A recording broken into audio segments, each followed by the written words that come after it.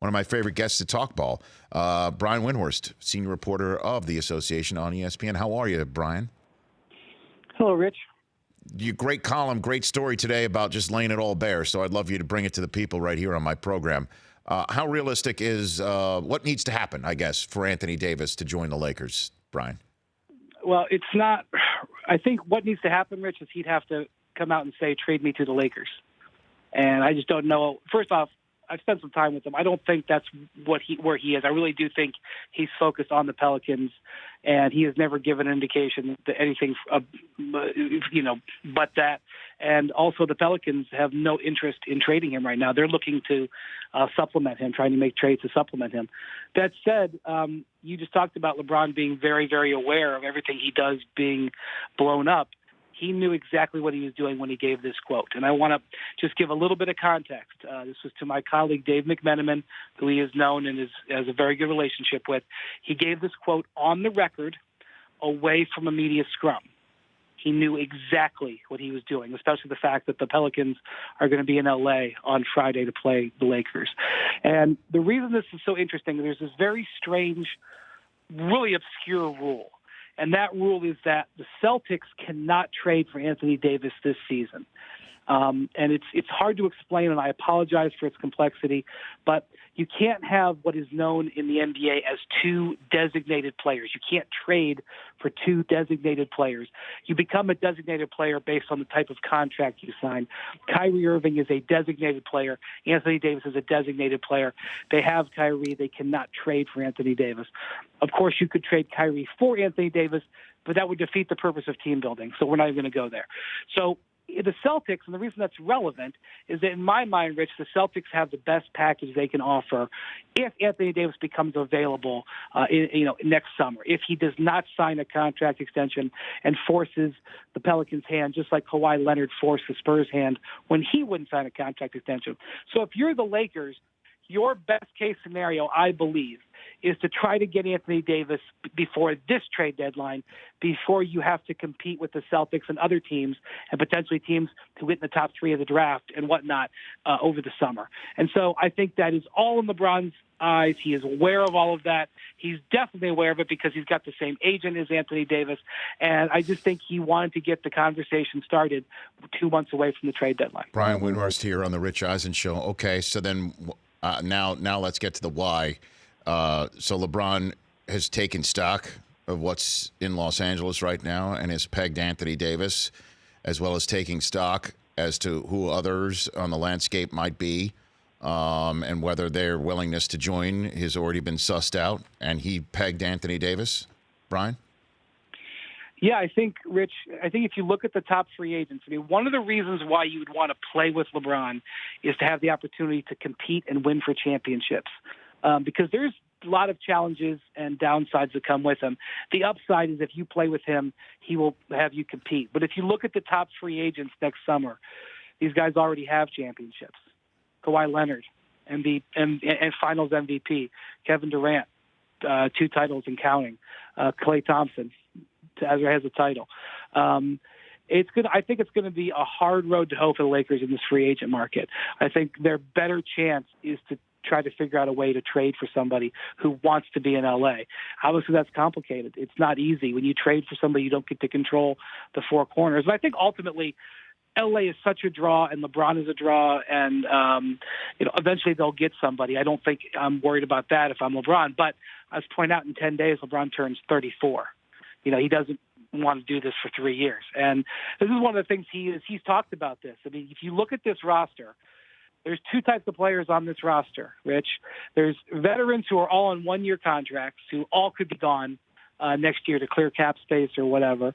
And there's young guys who are either auditioning to play with LeBron long term. Do you fit with him? And right now, Brandon Ingram does not.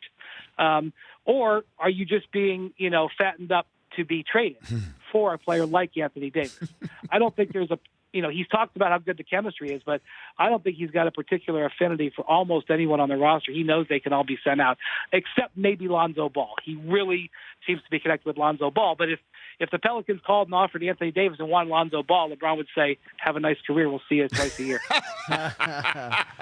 Brian Windhorst here on the Rich Eisen Show. I mean, it is amazing. I mean, over the weekend, he and Lonzo had triple doubles in the same game. First time that's happened for the Lakers since Magic and Kareem did it in 1982. So, and then you see Kuzma fill it up, Hart can fill it up, and then at times they miss open threes. It's just, it's a fun watch, but I'm just sitting there wondering who's that guy that can maybe just from on the roster have that blossoming season to become the Robin to the Batman that doesn't require the Lakers to go out and bring in that whopping max player free agent. Brian, is that a possibility, a feasibility? I'm wondering what you are hearing and thinking yourself.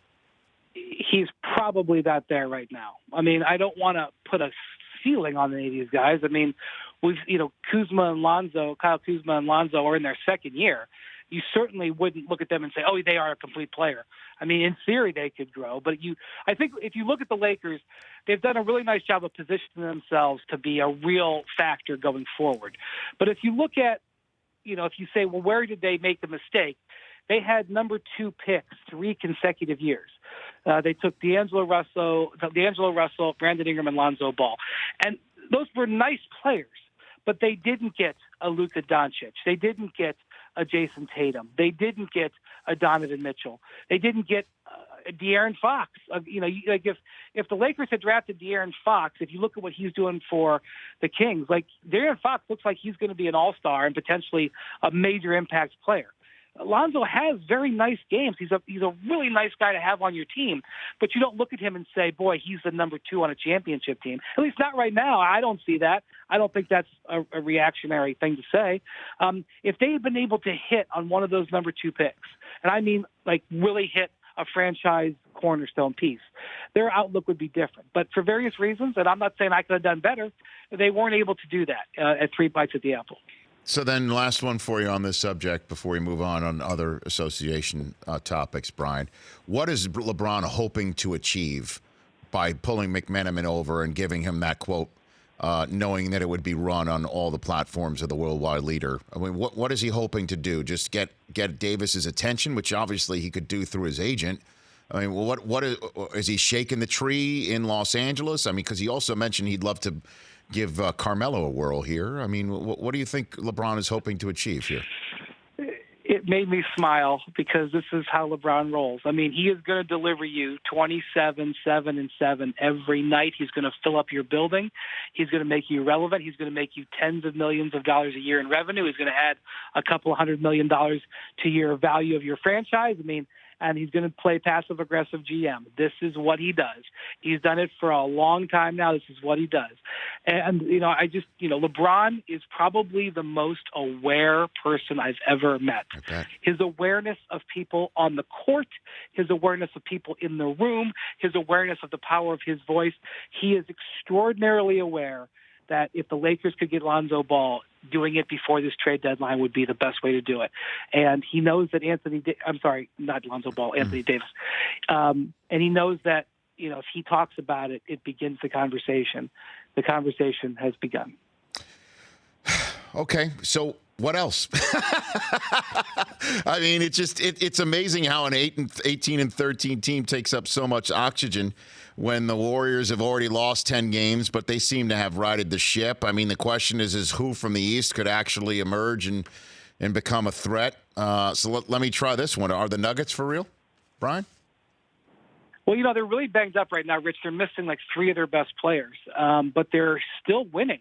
They're still hanging in there. And what's so amazing about the Nuggets is they were one of the worst defensive teams last year, hideous, terrible, awful, bottom 3. There would be some nights where, it would make you sick if you were a Nuggets fan to watch. Now, in 1 year, and they've made a couple of adjustments to their team, but not dramatically. They've essentially got the same core team. They're in the top 5. That is unheard of. It's so unheard of that I question whether it can last. So if you're asking me if they're for real, they have already so blown away my expectations. Like even they came into the season, and I thought they were being pretty fair. They were like, we just want to be an average defensive team. If we can be an average defensive team, we can win 50 games and make the playoffs. And by the way, I agreed. But now they're an elite defensive team. So if they hold that up and their players get healthy, they're a real problem because they are as good offensively as the Warriors. Maybe not their top end, maybe not on a night when Steph and Durant are both going, they both score 40. Okay, maybe no one in history can match that, but on an average night, they are as good offensively as the Warriors. So they are interesting. What I'd say is remarkable is that as we sit here today, Rich, there are 5 teams that made the playoffs in the West last year that are currently out of the playoffs. And a couple of teams that we thought might have a chance to be the real contenders for the Warriors, the Jazz and the Rockets, although Rockets are rallying. They're there. I mean, we've just never seen that kind of turnover. Not only that, we've got the Celtics and the 76ers in the East. Neither of them are in the top 3 right now. Yeah, I mean, so what we expected for this season is not playing out. But, typically in the NBA, over the long haul, the best teams rise to the top. And I still think that's probably going to happen, but I don't feel sure about it. All right, so your best guess on the team that the Warriors and Steve Kerr, heart of hearts, quiet moment, pull him aside and say, we're concerned about this team. Well, and by the way, Brian, hold on. By the way, Brian, you can include the answer being the Warriors themselves. Well, the Warriors have this big, giant X factor out there that I have no idea, and literally a giant guy in DeMarcus Cousins. I really just don't know how that's going to go. I mean, there's a scenario out there where DeMarcus Cousins could make them virtually unbeatable. There's other scenarios where he's not going to be himself coming off of the worst injury you can suffer in the NBA, and that maybe he'll play 2 impactful quarters in the entire postseason. I mean, I think there's a wide spectrum to so without knowing what he's going to do. And Rich, they took a gamble with him because they are a very thin team. Some of their veteran bench players either retired or moved elsewhere, and they invested almost all their free agency money in bringing in a guy who was not going to play for most of the season, and instead of going out and adding to their depth. So they've been relying on guys who were D-League players. They've called up guys from the D-League and played them 15 minutes. That is not what you typically have from a championship team. So they need him to play well, and so they are a little bit softer at the back end of their lineup than they've been in the last 5 years. That said, the front end of their lineup is loaded. So I'm not really losing sleep over that. But the Raptors are an interesting team. They've already beat the Warriors twice, which I know doesn't matter in the grand scheme. But the Raptors have 2 guys now who have championship-level experience in Kawhi and Danny Green. And Danny Green played a big role against the Warriors. And they've got this young guy, Pascal Siakam, who doesn't carry the baggage of all those failures in the playoffs. I just think the Raptors are a different level team than they've been in the past. Do I think they can beat the Warriors 4 out of 7? No. But I think that's a team that bears watching for sure. Last one for you, Brian Windhorst. How did you and or the rest of your colleagues or observers that you've spoken to take Ian O'Connor's piece interviewing James Dolan? How has that landed in the NBA community? Well, boy, is that a defiant man. I thought it was a remarkable way he answered the Anuka Brown-Sanders questions, especially in the environment that we're in. In the same interview, he basically says, I knew about Harvey Weinstein before all the rest of everybody, and so don't judge me on my long-term friendship with him. And then in the same interview says, well, if we just defended ourselves a little bit better, if we had better lawyers, we would have won that lawsuit. I was stunned that he presented himself that way. But that's who he is. He's a defiant guy. I think if you're a Knicks fan, you were happy to hear that he intends to stay out of basketball, that he didn't have any input on the coaching hire when they hired David Fizdale, and that he seems to like his executives because the more he has gotten involved historically, the more difficult it has become. But I wouldn't have read that and said, boy, I changed my viewpoint of how Jim Dolan is. And we're at a point where the Knicks are going to have a bite at this apple. They have a chance to get somebody in free agency. They have a chance to maybe get an impact player in the draft and then get Porzingis back. There is a moment coming here where the Knicks could have a rebound, but I didn't read that and think that their chances improved. Brian, I really love our chats and your work. Thanks for calling in, brother. I already look forward to the next time. Thanks, Rich. Have a good holiday season. You too. That's Brian Windhorst at Windhorst ESPN. The Rich Eisen Show, weekdays at noon Eastern on Audience.